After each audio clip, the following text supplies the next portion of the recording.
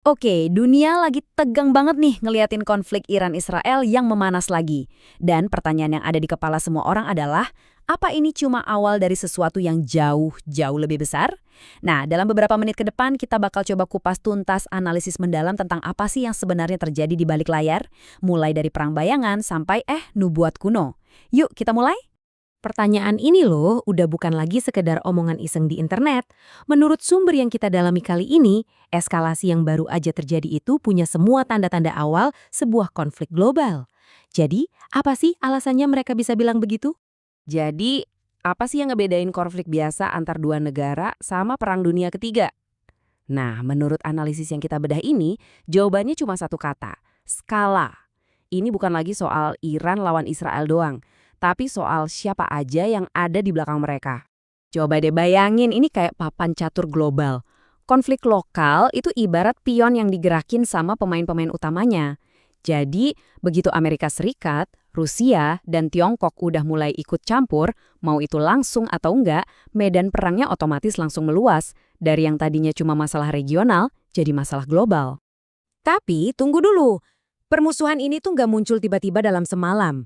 Buat benar-benar paham kenapa situasinya sepanas sekarang, kita harus tarik mundur waktu puluhan tahun ke belakang. Kita perlu lihat titik-titik penting yang mengubah peta politik di Timur Tengah untuk selamanya. Dan ini nih kuncinya. Sumber ini benar-benar negasin kalau ngelihat konflik ini cuma dari apa yang terjadi setahun terakhir, itu kesalahan besar. Akar masalahnya itu jauh lebih dalam dari itu. Coba deh kita lihat lini masa ini. Yang paling bikin kaget tuh gimana relasi mereka bisa berbalik 180 derajat. Dari awalnya pendirian Israel yang digambarkan sebagai proyek barat, sampai revolusi Iran yang ngubah total status dari kawan jadi lawan.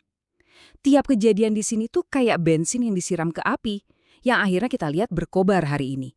Nah, semua sejarah panjang tadi itu membawa kita ke gambaran yang lebih besar sekarang. Karena, menurut sumber ini, konflik Iran-Israel itu cuma satu langkah kecil di papan catur global yang super kompleks, di mana para pemain utamanya lagi saling adu strategi. Di sini kita bisa lihat ada dua kubu besar yang saling berhadapan. Di satu sisi, ada blok barat yang dipimpin sama Amerika. Di sisi lain, ada blok timur yang diwakili Rusia sama Tiongkok. Logikanya, menurut sumber ini simpel aja. Kalau kamu mau nyerang pemain utama, serang dulu sekutunya. Jadi, melemahkan Iran itu sama aja kayak nyerang jantung kekuatan blok timur secara nggak langsung. Terus, di tengah-tengah semua ini, tiba-tiba muncul sebuah rencana yang dilabeli perdamaian. Tapi, sumber ini ngasih pertanyaan yang lumayan provokatif. Apa ini beneran soal perdamaian? Atau jangan-jangan ada agenda strategis jangka panjang yang disembunyiin? 5.350 triliun rupiah. Coba bayangin, itu angka nolnya ada berapa? Jumlah segede gaban inilah yang diklaim sumber ini sebagai total bantuan Amerika ke Israel sejak dulu. Angka sebesar ini tuh bukan sekadar bantuan biasa, ini adalah sebuah investasi strategis. Ini nunjukin betapa pentingnya proyek ini buat Barat.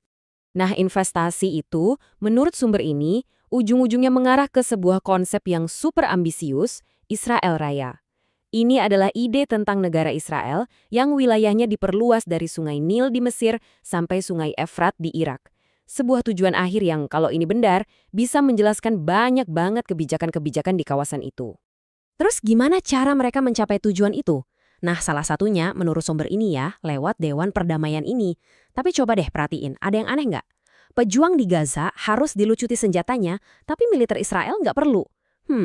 Ini jadi kelihatan lebih kayak alat buat mencapai tujuan tertentu daripada sebuah upaya diplomasi yang adil kan? Oke, kalau kalian pikir analisis geopolitik tadi udah cukup rumit, pegangan. Karena sekarang kita masuk ke lapisan yang paling gak terduga, eskatologi.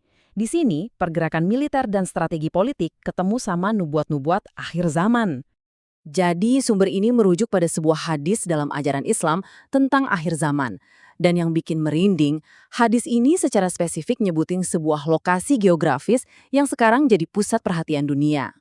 Jadi begini, koneksinya menurut sumber tersebut. Nubuatnya bilang, Dajjal akan diikuti oleh 70.000 orang Yahudi dari Isfahan. Nah, Isfahan itu di mana? Di Iran. Spekulasinya jadi liar nih. Kalau Israel sampai berhasil menaklukkan Iran, mereka bisa aja dong menempatkan orang-orangnya di sana. Dan kalau itu terjadi, dari sudut pandang analisis ini, syarat dari nubuat itu jadi terpenuhi. Ini titik temu yang cukup mengerikan antara geopolitik dan teologi. Jadi, kita balik lagi ke pertanyaan besar di awal. Apakah semua yang kita saksikan ini cuma perebutan kekuasaan geopolitik yang dingin dan penuh perhitungan? Atau, seperti yang disiratkan oleh sumber ini, ada dimensi lain yang lagi bermain? Sebuah nubuat kuno yang sedang terungkap di depan mata kita? Jawabannya, apapun itu, mungkin akan menentukan masa depan kita semua.